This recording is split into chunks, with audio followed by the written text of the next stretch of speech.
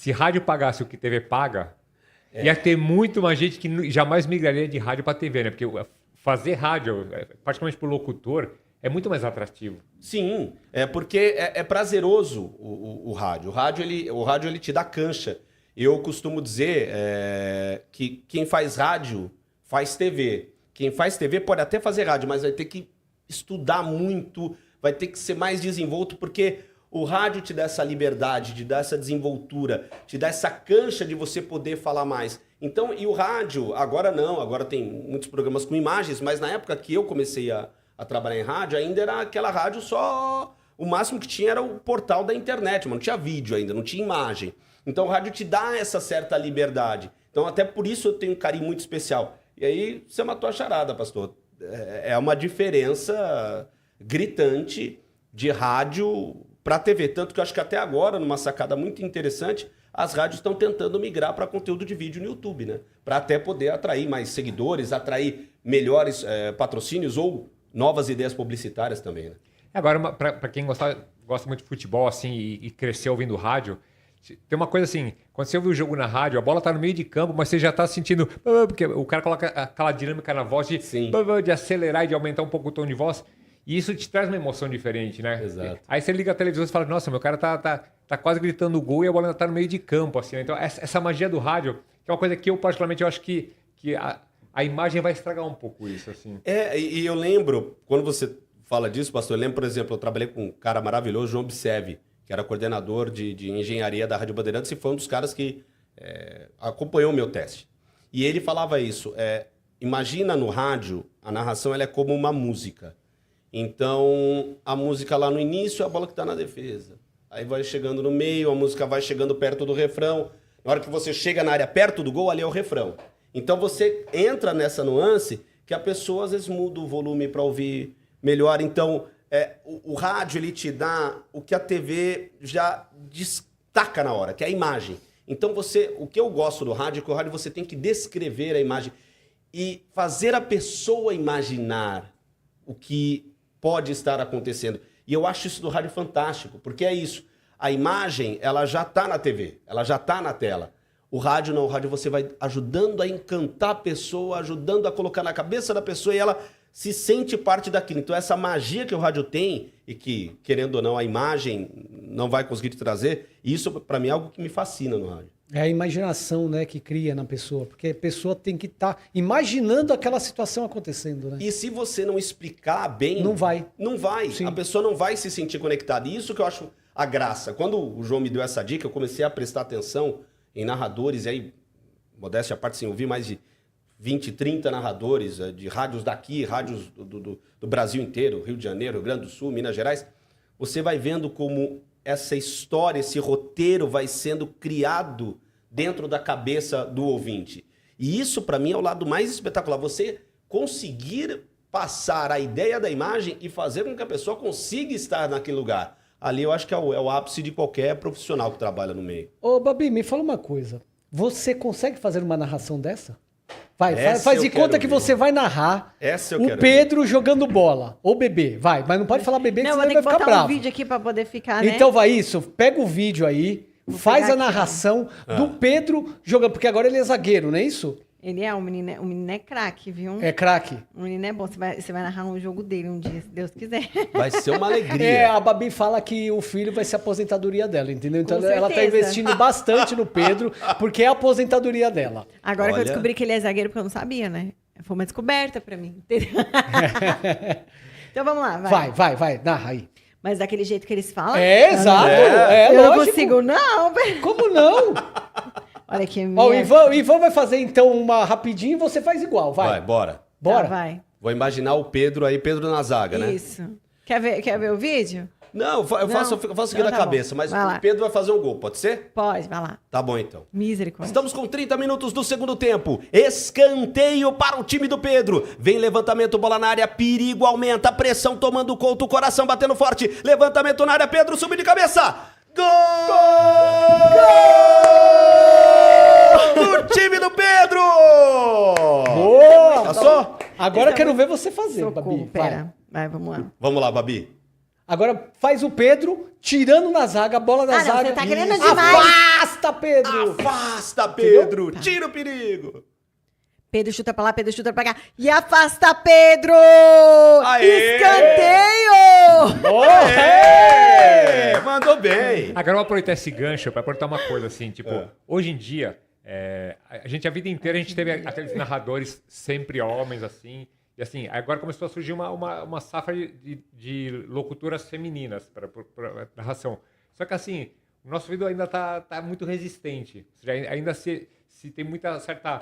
eu não gosto. Acho que, na verdade, eu não me acostumei ainda, assim, né? Por que é tão difícil para a gente aceitar a narração de uma mulher no futebol?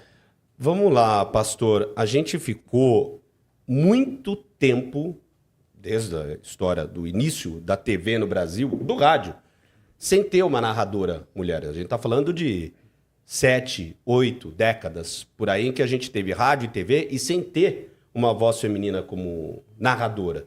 Eu, modesta opinião, eu acho maravilhoso quando você tem mulheres na redação, quando você tem mulheres apresentando, quando você tem mulheres narrando.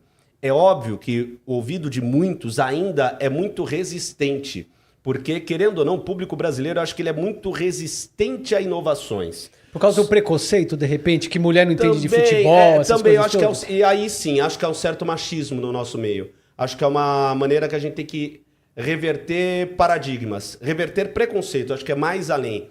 Quando a gente cria essa coisa, como você bem lembrou, Luciano, machista, de a mulher não sabe nada de futebol, só homem que entende, aí você cria automaticamente uma memória de a mulher então não presta para narrar. Eu acho o contrário. Eu converso com mulheres que são espetaculares analistas de futebol. Trabalhei com elas, Marília Ruiz, convivi com a Ana, hoje que trabalha na Globo, fantástica. A Ana Thaís Matos, sensacional. A Isabelle Moraes, que trabalhou comigo na Band e hoje está brilhando na Globo e no Sport TV. A Natália Lara, cara, ela tem um timbre, ela traz a ideia do rádio para a TV, que eu acho maravilhoso. Então, acho que a gente tem que quebrar essa visão machista de que mulher não sabe futebol. Mulher sabe muito. Tem muita mulher que sabe muito mais do que homem, né? Exato. Então, some-se ao lado de um ouvido mais resistente ao novo e ao aspecto, infelizmente, machista de grande parte da população, ainda é um caminho que vai levar tempo. Mas eu acredito que a gente tem que continuar investindo nisso. Agora, uma coisa que eu acho que assim, que o erro, o que está acontecendo muito assim, que está dificultando esse costume, assim, tipo, hoje as locutoras, as narradoras, no caso, elas querem narrar como o homem narra, só sendo uma mulher. E eu acho que assim, que eu lembro na minha infância, tinha a Rádio Mulher, que transmitia futebol. Foi a primeira emissora que toda a equipe era feminina. E assim, o que era muito legal e ficava fácil de aceitar? Nenhuma delas parecia nenhum homem. Era uma mulher falando linguagem de mulher, transmitindo um jogo. Então assim, era diferente. Era ousado, era diferente e era muito legal. Assim, hoje o que me incomoda é assim, tipo, as mulheres não querem ser mulheres, querem ser igual aos homens. Mas é que elas ainda não têm a referência. Por exemplo, eu trabalho com TV e eu sempre quis observar os melhores. Então, eu vi milhares de horas de narrações do Galvão e do Luciano, porque para mim são os dois melhores da história. Qual é a referência que a mulher tem de grande narradora? Não tem. Então, elas também estão procurando achar o seu formato. E, claro, algumas delas têm uma narração, às vezes, um pouco mais masculinizada ou puxada mais para o aspecto do homem como espelho, porque elas ainda não têm uma referência. Eu imagino e fico muito feliz quantas milhares e milhões de meninas hoje estão vendo Renata Silveira, estão vendo Isabelle Moraes, estão vendo Natália Lara e por aí vai. Tem a Elaine Trevisan, enfim, tem outros grandes nomes que eu posso estar esquecendo algum aqui, cometendo esse equívoco. Mas essas mulheres de hoje vão inspirar gerações futuras que vão começar a trazer novas versões. Então, eu acho que hoje as mulheres, elas, claro, estão muito pautadas por uma falta de representatividade feminina. Mas à medida que essa representatividade se solidifica, acho que até a maneira de narrar um jogo vai passar a ser diferente. De novo, é tudo uma questão de tempo, de médio e longo prazo. E aí entra numa outra questão que a gente falou até... além do ouvido que é muito travado, preconceituoso quanto a isso. A gente quer as coisas muito rápidas.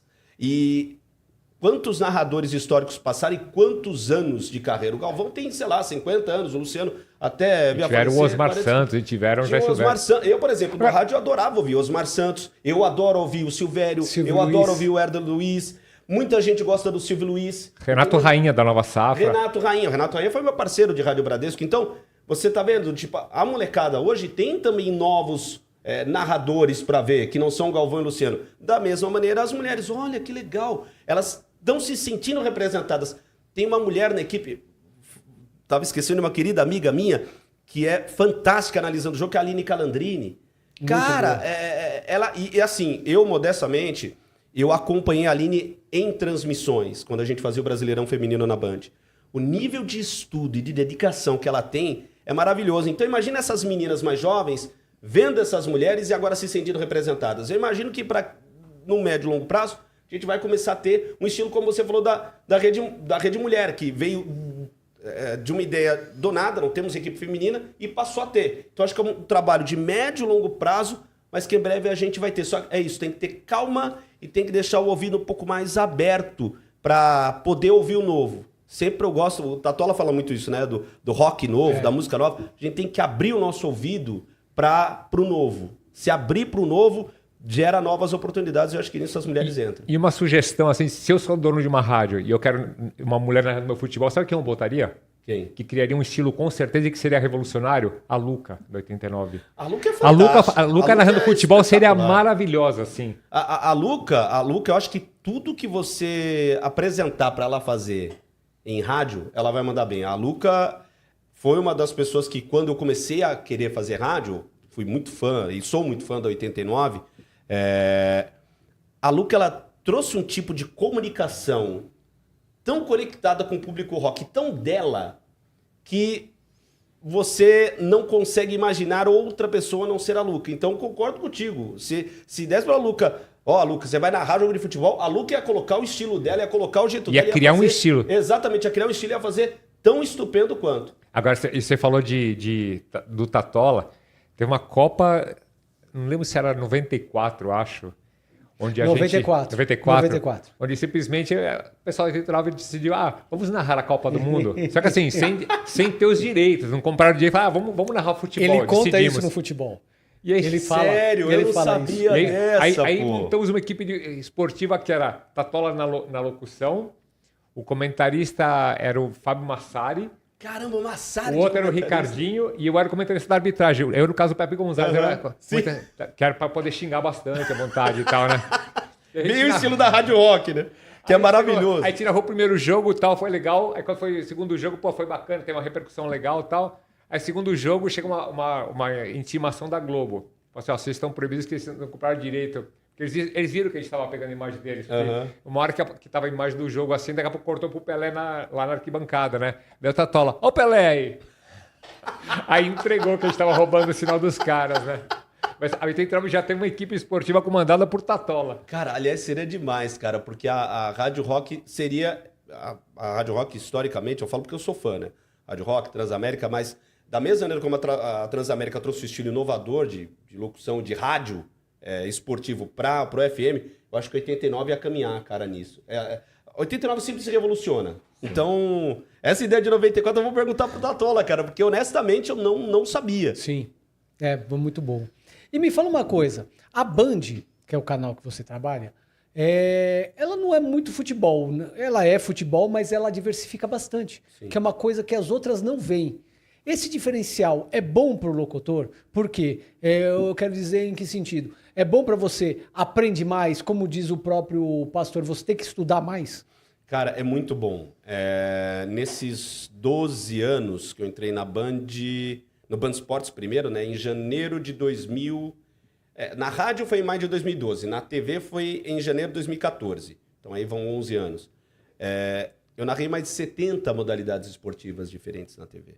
Então, para mim, abriu uma gama gigantesca de aprendizado, de estudo, de você conhecer as terminologias do esporte, de você ouvir comentaristas do esporte. Então, sem sombra de dúvidas, porque a Band, querendo ou não, a Band ela está dentro do imaginário e dentro da conexão com o público brasileiro como o canal do esporte. Sim, Ela porque se- domingo era, né? Exato, era o Era show o do único que esporte. era totalmente 100% de esportes no E domingo. tinha tudo, tinha Fórmula Indy, tinha sinuca, tinha NBA, NFL, então assim, Boxe. campeonato italiano, boxe, quantas pessoas se conectaram com os campeonatos europeus através da Band?